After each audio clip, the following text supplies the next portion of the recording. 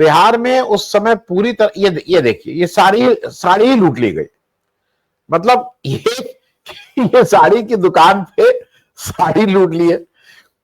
अभी तक तो हम ये देखते थे कि खोमचे वाले बेचारे जो होते थे, जो बगल, ये देखिए उन्होंने अंदर साड़ी फेंकी, अब साड़ी खोल खोल के लूटना शुरू हो गया।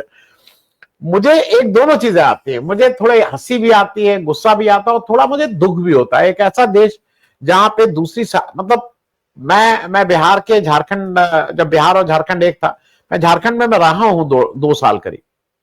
दूसरी साड़ी नहीं होती है, बहुत से मतलब 50% से ज्यादा महिलाएं ऐसी थी जिनके पास तन ढकने के लिए दूसरी साड़ी नहीं थी, और आज भी स्थिति कमोबेश वही है। तो मीनू जी, इस लार्जर उसमें मुद्दे आपके हिसाब से नहीं होने क्या चाहिए, वो तो हम सबको पता है क्या होने चाहिए, लेकिन होंगे क्या? और जैसे 2024 में इस देश की जनता बहुत परिपक्व थी, हमसे आपसे ज्यादा परिपक्व है, हमसे आपसे ज्यादा मैच्योर है, और हमसे आपसे ज्यादा दिमाग रखती है। उसने वो दिमाग दिखाया था। अब वो वोट चोरी हो गया, वो अलग, अब वो जनता का काम नहीं है। अगर कोई चोरी करने लगे, जनता क्या करे? अगर आज तो बिल्कुल क्लियर हो गया है कि मोदी जी की 160-70 से ज्यादा सीटें नहीं थी, बाकी चोरी की सीटें हैं। तो मैं इसमें जरा आपसे से एक पूछूंगा कि इस बिहार में आपके हिसाब से चुनावी मुद्दे क्या क्या होने चाहिए, और बीजेपी क्या प्रोजेक्ट कर रही है, राहुल गांधी क्या कर रहे हैं, और होने क्या चाहिए मुद्दे, थोड़ा एक लार्जर वो। और बीजेपी ये जो नॉन इश्यूज को, सिंदूर, मुझे गाली दी, ये सब चीजों की बात, मीनू जी। आपने वो वोट चोरी की बात उठाई, या कि इस बार चोरी नहीं होगा। देखिए, वोट चोरी इस बार जनता नहीं होने देगी। आप कहेंगे किस वजह से आप ये दावा कर रही हैं? मेरा ये दावा करने के पीछे वोट अधिकार यात्रा का जो भारी सफलता आपने देखी, हमने देखी, पब्लिक ने देखी, सबने देखा। सोशल मीडिया के ऊपर जो विजुअल्स आ रहे हैं, जो वीडियोस आप देख रहे होंगे, फोटोज देख रहे हैं, बहुत लोकल पत्रकार और इवन आप जैसे यूट्यूब चैनल्स ने बहुत तरीकों से इस चीज को कवरेज देके दिखाया कि पब्लिक स्वतः स्फूर्त, स्पॉन्टेनियसली, कोई पब्लिक लाई हुई पब्लिक नहीं है, वो रैली की पब्लिक नहीं थी वहां पे कि ट्रकों में भर भर के लाई गई हो। देखिए, मैं दर्शकों को एक चीज क्लियर करता देना चाहती हूँ, मैं दर्शकों को समझाना चाहती हूँ कि रैली में लाई गई भीड़ और इस यात्रा में लाई गई भीड़, या इन पदयात्राओं में लाई गई भीड़ में क्या फर्क होता है और क्यों अलग अलग होती है इस तरह की भीड़। देखिए, रैली में ऑलवेज ट्रकों में भर के, बसों में भर भर के, पैसे के भाड़े देके, किराए से लाए जाते हैं। लेकिन मैं खुद भारत जोड़ो यात्रा की साक्षी रही हूँ, 3 बार चली हूँ उस भारत जोड़ो यात्रा में साथ में, तो मैंने अपनी आंखों से खुद देखा है।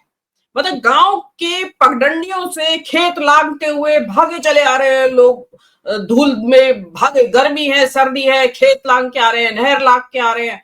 मतलब वो किसी भी तरीके से उसमें रेले में शामिल होना चाहते हैं। तो उससे पता चलता है कि उनको बसों में भर के नहीं लाया जाता। उसमें कुछ लोग होते हैं जो कार्यकर्ता होते हैं पार्टी के, वो चल रहे थे साथ उस यात्रा में, लेकिन उसके अलावा जो भी भीड़ आती है वो साथ साथ जुड़ती चली जाती है। और देखिए, कोई भी पैदल नहीं चलना चाहता आज के जमाने में, तो कम से कम कि पैदल चले और धूल में, गर्मी में, और यात्राओं में तो ये होता है कि पानी भी नहीं मिलता आपको अगर प्यास लगेगी तो वो भी रिस्क रहता है। लेकिन उसके बावजूद भी अगर भीड़ चल रही है तो उसके अंदर कोई ना कोई ऐसा दृढ़ निश्चय है, कुछ ठान रखा है उस भीड़ ने कि वो पहले तो घर से भाग के आई, पैदल चल के आई है, और फिर भीड़ में चल रही है और पानी भी नहीं मिल रहा है उसको, गर्मी भी खा रहे, सहन कर रहे हैं, पसीना बहा रहे हैं। तो इट मीन्स वो पब्लिक कुछ ठाने बैठी है अपने मन में, और इसीलिए वो इस यात्रा में चल रही है। और इसीलिए राहुल गांधी की यात्रा में जो मैंने देखा, भारत जोड़ो यात्रा में, और जो इस यात्रा में देखा, बिहार की यात्रा में तो मैं नहीं चली हूं, लेकिन जो भीड़ बता रही है मैं उसको विजुअलाइज कर सकती हूँ, फील कर सकती हूँ कि क्या माहौल वहां पे रहा होगा। तो उससे ये तो बात समझ लीजिए, भाजपा के पास जो तिकड़मे हैं, जो इनके छल प्रपंच हैं, वो सब लगाए जाएंगे इसमें। आपका जो सांप्रदायिकता वाली बात तो सबसे पहले है उन्होंने, लेकिन इस बार उन्होंने एक नई चीज की, उन्होंने इस बार माँ को ला दिया बीच में। अब देखिए, मैं यहाँ कह देना चाहती हूँ सभी दर्शकों से, माँ हो या बहन हो या बेटी हो, कोई भी हो, स्त्रियां कोई भी हो, इस देश के अंदर गाली देने की जो रिवाज है वो औरतों को ही दिया जाता है। तेरी माँ की, तेरी बहन की, तेरे भाई की कोई नहीं कहता, तेरे बाप की कोई नहीं कहता। ये जो इस देश की परंपरा है वो कंडेमनेबल है, लेकिन इस चीज के लिए प्रधानमंत्री को इनिशिएटिव लेना पड़ेगा, क्योंकि आपने गालीबाजी की कल्चर शुरू कर दी है राजनीति के अंदर। आप सार्वजनिक मंचों से दूसरे की मां को गाली देते रहे हैं। तो आज जब आपकी मां को गाली आई तो आपको बजाय ये कहने की हाय हाय मेरी मां को गाली दे दी, रोना बिसूरना करने की बजाय आप एक अध्यादेश लाते, तुरंत एक कानून लाते कि आइंदा इस देश के अंदर कोई भी सार्वजनिक मंचों से गाली देता पाया जाएगा तो उसको 2 महीने की 6 महीने की कैद होगी और जुर्माना लगेगा अलग से। मेरी गारंटी है कि जो आज हर कोई चलता फिरता बड़े से बड़ा छोटे से छोटा आदमी गाली माँ बहन की गालियां देता है वो बंद हो जाती, लेकिन नहीं, क्योंकि उनको वो नहीं करना है।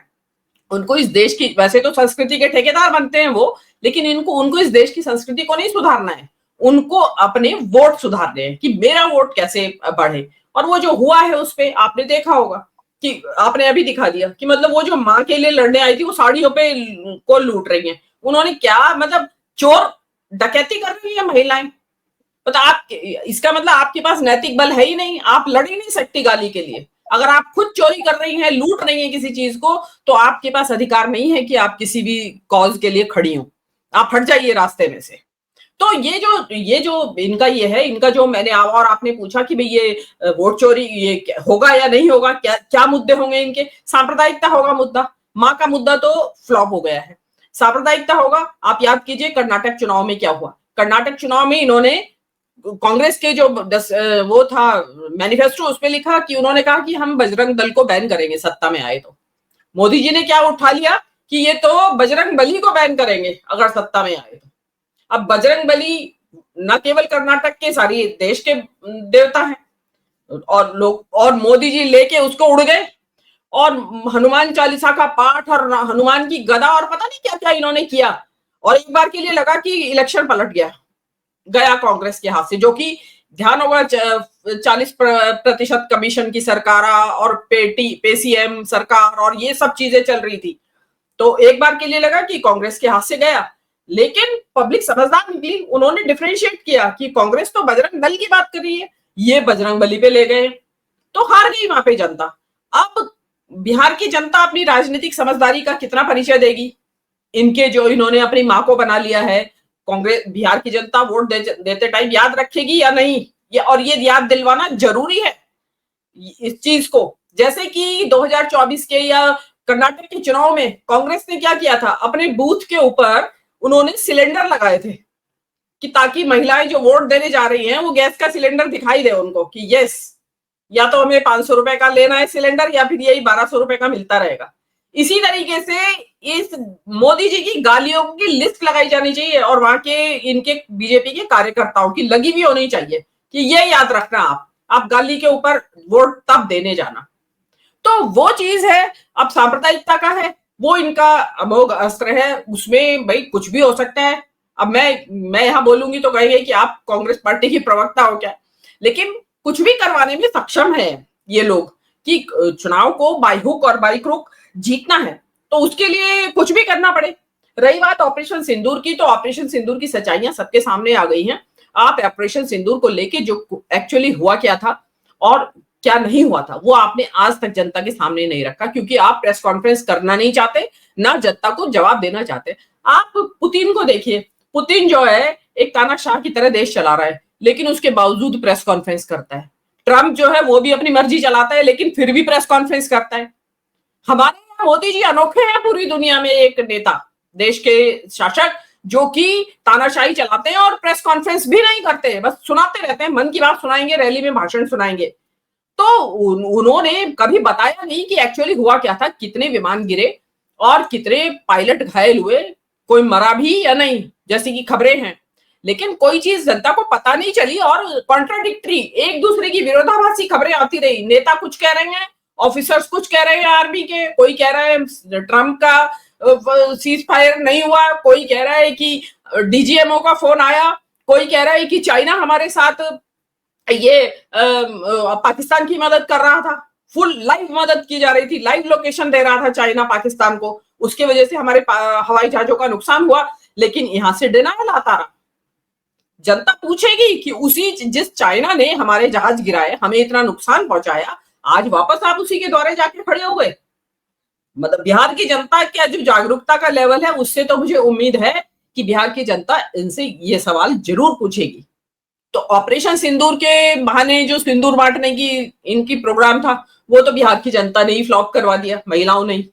उन्हीं महिलाओं ने जो साड़ियां लूटने गई है ना महिलाएं, उन्होंने ही फ्लॉप करवाया था मेरे हिसाब से। तो वो कि तुम कैसे आए, तुम कौन आए सिंदूर देने वाले।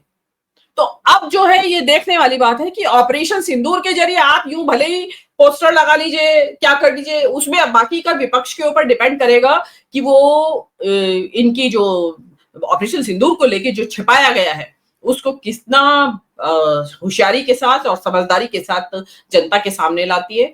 इनके जो झूठे वादे हैं और माँ को लेके, या जो ये महिला सम्मान वाले हैं, इतने महिला सम्मान वाले सब बिहार की जनता सीधे पूछे ना, आपने पत्नी का कितना सम्मान किया, और तो छोड़ दीजिए आपके जीवन में एक स्त्री वो थी, मतलब जो थी उसी का सम्मान नहीं किया। तो और अभी भी है, वो तो थी क्या है अभी भी। आज आपने अभी तक नाम भी नहीं लेना चाहते हैं उसका, और आप स्त्री सम्मान वाले बन रहे हैं।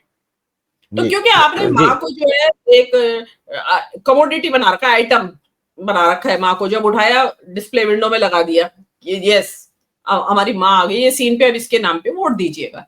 तो मावा के नाम पे मुझे नहीं लगता, क्योंकि जिन दुश्वारियों से बिहार की जनता गुजर रही है, जो वहां पे हाल है बेरोजगारी का और नौकरियां नहीं है, तो उस हिसाब से कोई 5 किलो राशन पे कब तक जिंदा रहेगा वहां का नागरिक, मुझे तो नहीं लगता। तो इसलिए मुझे बिहार की जनता की जो पॉलिटिकल एक्यूमेन है उसके ऊपर मुझे विश्वास है। जी आनंद जी।